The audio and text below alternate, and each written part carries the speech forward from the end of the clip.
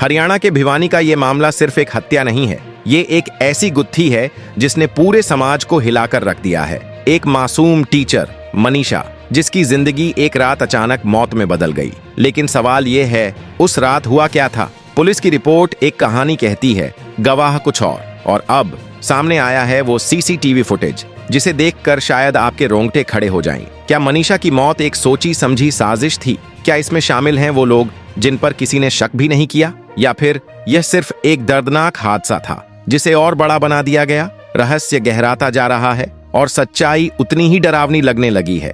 बने रहिए इस वीडियो के आखिर तक, क्योंकि जो तस्वीरें और सच आप देखने वाले हैं वह आपको अंदर तक हिला देंगे। दोस्तों, हरियाणा से एक ऐसा मामला सामने आया है जिसने पूरे इलाके को झकझोर कर रख दिया है।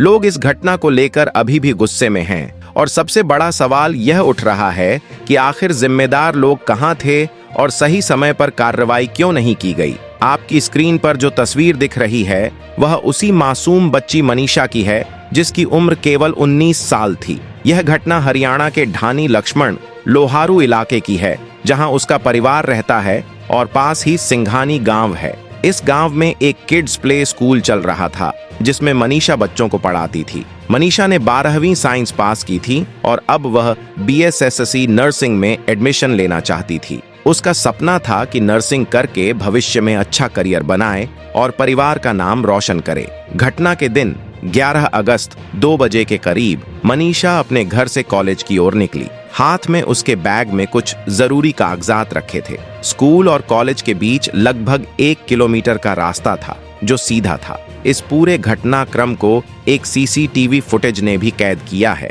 जो सोशल मीडिया पर तेजी से वायरल हो रहा है। फुटेज में साफ दिखाई दे रहा है कि मनीषा बैग लेकर पैदल जा रही थी। इस दौरान उसने अपने पिताजी को फोन किया और बताया कि आज कॉलेज में एडमिशन के कारण घर आने में थोड़ा समय लगेगा, लेकिन शाम तक वह लौट आएगी। पिताजी निश्चिंत थे क्योंकि उन्हें लगा बेटी बस थोड़ी देर से आएगी। लेकिन किसे पता था कि यही आखिरी बार था जब उन्होंने मनीषा की आवाज सुनी। शाम तक मनीषा घर नहीं लौटी और परिवार ने उसे फोन करने की कोशिश की, लेकिन कोई जवाब नहीं मिला। अचानक उसके फोन से पिताजी के पास कॉल आया, लेकिन उन्होंने समय पर फोन नहीं उठाया। जब उन्होंने वापस कॉल किया तो फोन बंद था। इस बीच परिवार और ज्यादा परेशान हो गया। उन्होंने रिश्तेदारों और पड़ोसियों से तलाश शुरू की और यहाँ तक कि सिंघानी गांव भी पहुंचे, लेकिन कोई सुराग नहीं मिला। फिर परिवार ने तुरंत पुलिस को सूचना दी। क्विक रिस्पांस टीम मौके पर पहुंची, जिसमें ASI अनूप, कांस्टेबल पवन और एक SPO शामिल थे। पुलिस ने मनीषा के पिताजी को गाड़ी में बैठाकर सीधे आइडियल कॉलेज ले जाया, लेकिन वहां का दृश्य चौंकाने वाला था। कॉलेज के बाहर कुछ लोग शराब पी रहे थे। जब उनसे पूछताछ की गई तो उन्होंने कहा कि यहाँ कोई लड़की नहीं आई। परिवार का आरोप है कि मनीषा यहीं तक आई थी। पुलिस ने कॉलेज के स्टाफ से भी पूछताछ की, लेकिन कोई संतोषजनक जवाब नहीं मिला। जब CCTV फुटेज दिखाने की मांग की गई तो पुलिस और कॉलेज प्रशासन ने कहा कि दफ्तर बंद हो चुका है और कल सुबह आकर फुटेज देख सकते हैं। हकीकत यह है कि अगर उस समय CCTV फुटेज तुरंत दिखाई जाती तो स्पष्ट हो जाता कि बच्ची मनीषा कॉलेज तक पहुंची थी या नहीं। लेकिन पुलिस ने इस मामले में शुरू में कोई गंभीरता नहीं दिखाई और इसे टाल दिया। परिवार बार बार पुलिस से अनुरोध कर रहा था कि FIR दर्ज की जाए, लेकिन तब भी कोई कार्रवाई नहीं हुई। पुलिस ने परिवार को यही कहा कि बच्ची शायद खुद लौट आएगी या कहीं चली गई होगी। इस गैर जिम्मेदार रवैये ने परिवार का गुस्सा और बढ़ा दिया। 11 अगस्त को गुम होने के बाद पूरे दिन परिवार जगह जगह चक्कर काटता रहा, लेकिन मदद कहीं से नहीं मिली। अगले दिन 12 अगस्त की शाम के करीब जाकर FIR दर्ज हुई। यदि पुलिस चाहती तो वह तुरंत कार्रवाई कर सकती थी। बाद में पता चला कि इस मामले में जिम्मेदार अधिकारी महिला SI शकुंतला और SHO अशोक थे, जिन पर आरोप थे कि उन्होंने परिवार की शिकायत को गंभीरता से नहीं लिया। इसके चलते पुलिस विभाग ने बाद में इन अधिकारियों को सस्पेंड किया और जिले के SP का तबादला किया। लेकिन जब तक यह कार्रवाई हुई तब तक देर हो चुकी थी। परिवार का दर्द बढ़ चुका था और पूरा इलाका गुस्से से भर गया था। लोग कह रहे थे कि अगर पहले दिन ही CCTV फुटेज देख ली जाती तो सच सामने आता और शायद मनीषा को बचाया जा सकता था। 13 अगस्त की सुबह अचानक मनीषा के पिताजी को पुलिस की तरफ से फोन आया और उन्हें पहचान करने के लिए बुलाया गया। परिवार जब वहां पहुंचा तो हाल देखकर हर किसी की आंखें नम हो गईं। पिताजी ने अपनी बेटी की पहचान कर ली और यहीं से पूरे इलाके में गुस्से का माहौल और बढ़ गया। इसके बाद बच्ची को पोस्टमार्टम के लिए ले जाया गया और रिपोर्ट में यह कहा गया कि यह खुदकुशी है। परिवार ने इस रिपोर्ट पर भरोसा नहीं किया क्योंकि उन्हें लगता था कि जांच सही ढंग से नहीं हो रही। इसलिए उन्होंने मांग की कि पोस्टमार्टम चंडीगढ़ या रोहतक की टीम से कराया जाए ताकि असली सच सामने आए। समाज के लोग भी परिवार के साथ खड़े हो गए और सिंघानी बस अड्डे पर धरना प्रदर्शन शुरू किया। बड़ी संख्या में लोग जमा हुए और सबने आवाज उठाई कि इस मामले में सख्त कार्रवाई की जाए। लेकिन सबसे बड़ा सवाल यही है कि आखिर हमारी पुलिस और प्रशासन इतने गैर जिम्मेदार क्यों हो गए हैं। जिस देश में महिला सुरक्षा के बड़े दावे किए जाते हैं वहीं ऐसी घटनाएं सामने आती हैं और पुलिस शुरू में ही लापरवाही दिखाती है, तो फिर भरोसा कैसे किया जा सकता है। परिवार अब तक मनीषा का अंतिम संस्कार करने से मना कर रहा है। उनकी मांग है कि जब तक सही जांच नहीं होगी, जब तक आरोपियों को पकड़कर सख्त कार्रवाई नहीं की जाएगी और सही रिपोर्ट सामने नहीं आएगी, वे पीछे नहीं हटेंगे। इस पूरे मामले ने हरियाणा की राजनीति और समाज दोनों में बड़ा मुद्दा बना दिया है। लोग सोशल मीडिया पर लगातार आवाज उठा रहे हैं, जगह जगह प्रदर्शन हो रहे हैं और सरकार पर सवाल खड़े किए जा रहे हैं। दोस्तों, सवाल यह भी उठता है कि आखिर हमारी शिक्षा व्यवस्था ही क्यों बार बार कटघरे में खड़ी हो रही है। जिस कॉलेज का नाम इन दिनों सुर्खियों में है, वहां पढ़ाई से ज्यादा गैर शैक्षणिक कामकाज चलता रहा। बड़ी तादाद में छात्र छात्राएं केवल एडमिशन लेकर और फीस जमा कराकर गायब हो जाते हैं। क्लास अटेंड करने की बजाय कॉलेज कैंपस और उसके आसपास गैर जिम्मेदाराना हरकतें आम बात बन चुकी हैं। ऐसे में माता पिता को भी चाहिए कि वे समय समय पर नजर रखें और जांच करें कि उनके बच्चे किस माहौल में पढ़ाई कर रहे हैं। अगर शुरुआत से ही सख्ती बरती जाती तो हालात इस कदर बिगड़ते ही नहीं। लेकिन दोस्तों, कहानी यहीं पर खत्म नहीं होती, बल्कि असली सवाल तो यहीं से शुरू होता है। 11 अगस्त की दोपहर से लेकर 12 अगस्त की रात तक का वक्त सबसे अहम साबित हुआ, मगर इसी दौरान जिम्मेदार अफसरों का रवैया बेहद ढीला रहा और हालात और बिगड़ते चले गए। परिवार लगातार शिकायत कर रहा था कि उनकी बेटी घर नहीं लौटी है, उसका फोन बंद है और लोकेशन का कोई पता नहीं चल रहा। इसके बावजूद पुलिस यही कहती रही कि हो सकता है लड़की कहीं घूमने गई हो। सोचने वाली बात यह है कि अगर कोई मासूम बच्ची सुबह घर से निकले और शाम तक ना लौटे तो परिवार यूं ही परेशान नहीं होता। लेकिन पुलिस ने इस मामले को हल्के में लिया और यही सबसे बड़ी गलती साबित हुई। गांव में चर्चा तेज हो गई, लोग इकट्ठा होने लगे और हर जुबान पर यही सवाल था कि आखिर पुलिस फुटेज क्यों नहीं दिखा रही। सीसीटीवी फुटेज सामने आ जाता तो तस्वीर साफ हो जाती, लेकिन कॉलेज प्रशासन और पुलिस ने 5 दिन तक टाल मटोल किया, जबकि यह काम चंद मिनटों का था। परिवार को दिलासा दिया गया कि बच्ची खुद घर लौट आएगी। 12 अगस्त का पूरा दिन परिवार ने बेचैनी में गुजारा। अलग अलग जगह तलाश की, थाने के चक्कर लगाए, लेकिन हर तरफ से वही जवाब मिला, लड़की खुद आ जाएगी, किसी दोस्त के साथ होगी। अब आप ही सोचिए, जब मासूम बच्ची शाम तक घर नहीं लौटती और पुलिस ऐसा जवाब देती है तो परिवार का गुस्सा और दर्द कितना बढ़ता होगा। देर शाम जब आखिरकार एफआईआर दर्ज हुई, तब तक 24 घंटे निकल चुके थे। इस दौरान कुछ भी हो सकता था, मगर पुलिस ने इसे गंभीरता से लेना जरूरी नहीं समझा।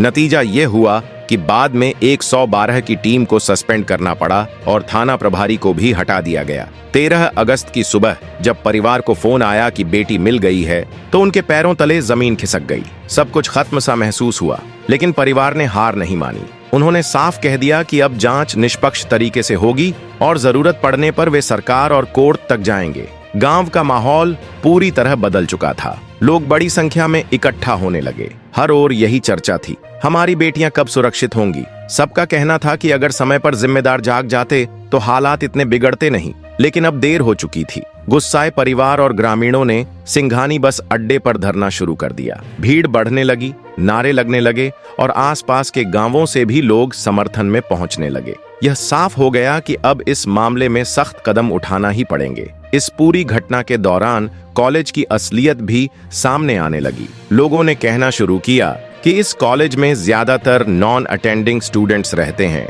जो सिर्फ एडमिशन लेकर नाम के लिए दाखिला लेते हैं, लेकिन पढ़ाई के बजाय कैंपस के बाहर गलत गतिविधियों में लगे रहते हैं। टीचर्स भी अपनी जिम्मेदारी गंभीरता से नहीं निभाते और प्रबंधन का ध्यान सिर्फ फीस वसूलने तक ही सीमित है। ऐसे कॉलेज समाज के माहौल को और बिगाड़ने का काम कर रहे हैं। परिवार की तरफ से यह आरोप भी लगाया गया कि अगर पुलिस चाहती तो 12 अगस्त को ही बच्ची को ढूंढा जा सकता था, मगर लापरवाही के कारण सब हाथ से निकल गया। यही वजह है कि अब परिवार किसी भी रिपोर्ट पर भरोसा करने को तैयार नहीं है। लोग कह रहे हैं कि महिला सुरक्षा के नाम पर बड़े बड़े इश्तिहार छपवाए जाते हैं, लेकिन जब असली घटना सामने आती है तो पुलिस का रवैया बेहद ढीला क्यों हो जाता है। सरकार के दावे और जमीनी सच्चाई के बीच का फर्क भी इस केस में साफ दिखा। गांव का माहौल बेहद तनावपूर्ण हो गया। लोग नाराज थे और हर कोई प्रशासन पर सवाल उठा रहा था। परिवार ने साफ ऐलान कर दिया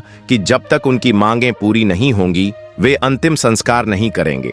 यहाँ तक कि पोस्टमार्टम रिपोर्ट आने के बाद भी उन्हें भरोसा नहीं हुआ, क्योंकि उसमें साफ तौर पर यह नहीं बताया गया था कि असल में बच्ची के साथ हुआ क्या था। समाज के कई वर्ग इस मुद्दे पर आगे आए। स्वतंत्र समाज सेवियों ने कहा कि इस केस को अब दबाने की कोशिश नहीं होनी चाहिए। अगर आज आवाज नहीं उठाई गई तो कल फिर किसी और परिवार को यही दर्द झेलना पड़ सकता है। लोगों का कहना था कि यह सिर्फ एक परिवार का मामला नहीं है, बल्कि पूरे समाज की बेटियों की सुरक्षा का सवाल है। धरना प्रदर्शन की वजह से ट्रैफिक तक रुकने लगा। प्रशासन ने भारी पुलिस बल तैनात किया, लेकिन गुस्साई भीड़ को काबू करना आसान नहीं था। लोग साफ कह रहे थे कि जब तक जिम्मेदार अधिकारियों पर कार्रवाई नहीं होगी और असली आरोपियों को गिरफ्तार नहीं किया जाएगा, तब तक आंदोलन जारी रहेगा। गांव के बुजुर्गों ने भी चिंता जताई और बोले कि अब हमारी बेटियां कैसे सुरक्षित महसूस करेंगी। अगर घर से कॉलेज तक का सफर भी भरोसेमंद नहीं रहा तो समाज किस दिशा में जा रहा है। सोशल मीडिया पर भी यह मामला छा गया। लोग लगातार फेसबुक, इंस्टाग्राम और ट्विटर पर पोस्ट डाल रहे थे। हरियाणा सरकार को टैग कर रहे थे और मांग कर रहे थे कि बच्ची को इंसाफ दिलाया जाए। अलग अलग हैशटैग ट्रेंड करने लगे और हर कोई अपनी ओर से इस केस को आगे बढ़ाने की कोशिश करता नजर आया। इस बीच राजनीतिक पार्टियां भी कूद पड़ी। विपक्ष ने सरकार पर निशाना साधते हुए कहा कि प्रदेश में कानून व्यवस्था पूरी तरह से बिगड़ चुकी है, बेटियां सुरक्षित नहीं हैं और पुलिस सिर्फ दिखावा करती है। सरकार ने भले ही कुछ अधिकारियों को सस्पेंड कर दिया हो, लेकिन परिवार का दर्द इससे कम नहीं हुआ। अब यह मामला सिर्फ एक गांव या एक परिवार तक सीमित नहीं रहा, बल्कि पूरे प्रदेश की चर्चा का विषय बन गया है। लोग कहने लगे कि जैसे निर्भया केस ने पूरे देश को हिला दिया था, उसी तरह यह घटना भी हरियाणा को सोचने पर मजबूर कर देगी कि यहाँ बेटियों की सुरक्षा की असली तस्वीर आखिर क्या है। इस दौरान पीड़ित परिवार लगातार यही दोहराता रहा कि जब तक पूरी हकीकत सामने नहीं आएगी वे पीछे नहीं हटेंगे। उनका कहना था कि चाहे हुकूमत कितनी भी कोशिशें कर ले, लेकिन अगर जांच पारदर्शी और इंसाफी अंदाज में नहीं हुई तो यह आंदोलन और भी बड़ा होगा। धरना स्थल पर औरतें भी खुलकर सामने आईं। उनका कहना था कि अगर आज इस मासूम बच्ची को इंसाफ नहीं मिला तो कल हमारी बेटियां भी सुरक्षित नहीं रहेंगी। औरतें रोते हुए प्रशासन से पूछ रही थीं कि आखिर जिम्मेदार लोग कार्रवाई क्यों नहीं कर रहे। लोगों का गुस्सा इस बात पर था कि सरकार और पुलिस सिर्फ बयानबाजी कर रही है, लेकिन असल काम कोई नहीं कर रहा। धरने की वजह से आसपास का पूरा माहौल बदल गया। बाजार बंद हो गए और दुकानदारों ने भी समर्थन दिया, क्योंकि हर कोई इस दर्द को महसूस कर रहा था। बुजुर्गों का कहना था कि उन्होंने अपनी जिंदगी में ऐसे हालात बहुत कम देखे हैं जब पूरा गांव और इलाका एक साथ मिलकर इंसाफ की मांग कर रहा हो। पुलिस की ओर से एक बार फिर भरोसा दिया गया कि आरोपियों की तलाश जारी है, लेकिन अब लोगों का विश्वास इन वादों से उठ चुका था। गुस्साई भीड़ बार बार यही नारा लगा रही थी कि दोषियों को सख्त से सख्त सजा मिलनी चाहिए, ताकि आगे कोई भी इंसान ऐसी हरकत करने से पहले 100 बार सोचे। सोशल मीडिया पर लगातार नए वीडियो और तस्वीरें वायरल हो रही थीं। लोग धरने की झलकियां शेयर कर रहे थे और हुकूमत पर सवाल उठा रहे थे। यह आवाज सिर्फ हरियाणा तक सीमित नहीं रही, बल्कि दूसरे राज्यों से भी लोग इस मुद्दे के समर्थन में उतर आए। हर जगह यही लिखा जा रहा था कि अगर इस मामले में इंसाफ न मिला तो समाज का भरोसा पूरी तरह से टूट जाएगा। सबसे हैरान करने वाली बात यह थी कि इस केस में कई जगह पुलिस की लापरवाही साफ नजर आई। जिस दिन बच्ची घर नहीं लौटी, अगर उसी वक्त तुरंत कार्रवाई होती तो शायद हालात अलग होते, लेकिन जिम्मेदारों ने समय गंवा दिया और नतीजे में हालात बिगड़ते चले गए। इस बीच कई सियासी नेताओं ने धरने का दौरा किया, परिवार से मुलाकात की और समर्थन जताया। मगर लोगों का कहना था कि उन्हें सिर्फ आश्वासन नहीं चाहिए बल्कि असली कार्रवाई चाहिए। जनता साफ बोल रही थी कि अगर बेटियों की सुरक्षा का मुद्दा सियासत का साधन बनाया गया तो लोग इसे कभी माफ नहीं करेंगे। परिवार बार बार यही कह रहा था कि उनकी बच्ची के साथ जो कुछ हुआ उसने उनके पूरे घर को तबाह कर दिया है, लेकिन अब वे किसी भी कीमत पर पीछे नहीं हटेंगे। उनका कहना था कि यह सिर्फ उनकी बच्ची का मसला नहीं है बल्कि हर उस घर का मामला है जिसमें बेटियां हैं। आसपास के इलाकों में भी लोग सड़कों पर उतर आए, जगह जगह जाम लगाए गए और यह आवाज पूरे हरियाणा में फैल गई। लोग कह रहे थे कि अगर सरकार ने तुरंत सख्त कदम नहीं उठाए तो हालात काबू से बाहर हो जाएंगे। पुलिस लगातार कोशिश कर रही थी कि हालात काबू में रहें, लेकिन भीड़ का गुस्सा इतना ज्यादा था कि बार बार टकराव की स्थिति बन रही थी। हालांकि बुजुर्गों और समाज के समझदार लोगों ने बीच बचाव किया ताकि माहौल बिगड़े नहीं, लेकिन लोगों की भावनाएं इतनी आहत थीं कि उन्हें शांत करना आसान नहीं था। धरने में शामिल नौजवानों ने भी साफ कहा कि अगर कार्रवाई नहीं हुई तो वे आंदोलन को और बड़ा करेंगे। कॉलेज और यूनिवर्सिटी के स्टूडेंट्स भी इसमें शामिल हो गए और आवाज हर गली, हर मोहल्ले, हर शहर में गूंजने लगी। यह मामला अब सिर्फ एक परिवार या गांव का नहीं बल्कि पूरे प्रदेश का मुद्दा बन गया। सोशल मीडिया पर ट्रेंडिंग से आवाज दिल्ली तक पहुंची और देश भर में बेटियों की सुरक्षा पर सवाल उठने लगे। परिवार ने साफ कहा कि जब तक न्याय नहीं मिलेगा वे अंतिम संस्कार नहीं करेंगे। मां का दर्द हर किसी को रुला रहा था और धरना स्थल पर माहौल बेहद भावुक हो गया। लगातार दबाव के बाद प्रशासन ने अधिकारियों को सस्पेंड किया और पुलिस ने देर रात दबिश देकर मुख्य आरोपियों को गिरफ्तार कर लिया। लोगों ने राहत की सांस ली, लेकिन परिवार ने कहा कि असली इंसाफ तभी होगा जब अदालत से सख्त सजा मिलेगी। मामला फास्ट ट्रैक कोर्ट में गया और गवाहों व सबूतों से आरोप सिद्ध हुए। जज ने कहा कि नरमी बरतना समाज के लिए गलत संदेश होगा, इसलिए सख्त सजा जरूरी है। फैसले के दिन हजारों लोग कोर्ट के बाहर जुटे थे और सबकी नजर एक ही बात पर थी, क्या अब बेटियों को इंसाफ मिलेगा? जैसे ही अदालत ने दोषियों को सबसे कठोर सजा सुनाई, वहां मौजूद हर शख्स की खुशी का ठिकाना न रहा। लोग खुशी से झूम उठे और एक दूसरे को गले लगाकर मिठाई बांटने लगे। वहीं परिवार की आंखों से आंसू बह रहे थे, लेकिन इन आंसुओं में गम से ज्यादा सुकून था, क्योंकि आखिरकार उन्हें वर्षों से प्रतीक्षित इंसाफ मिल गया।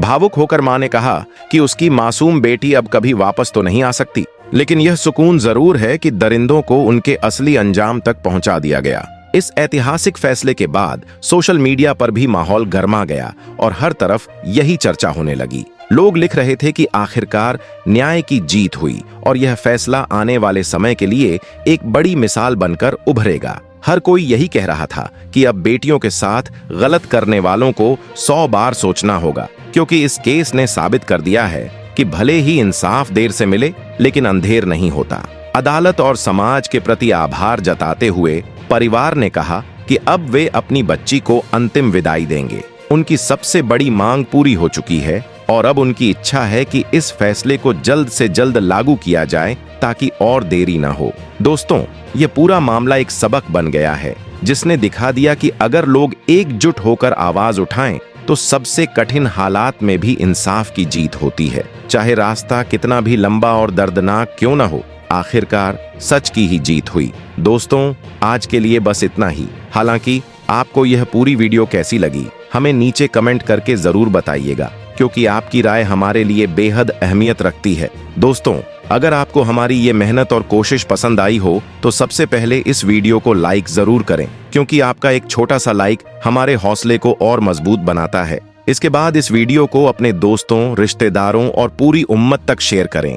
और अगर आप चाहते हैं कि आपको आगे भी इसी तरह की काम की जानकारी से भरपूर और दिल को छू लेने वाली वीडियो सबसे पहले मिले, तो हमारे चैनल को अभी सब्सक्राइब कर लें।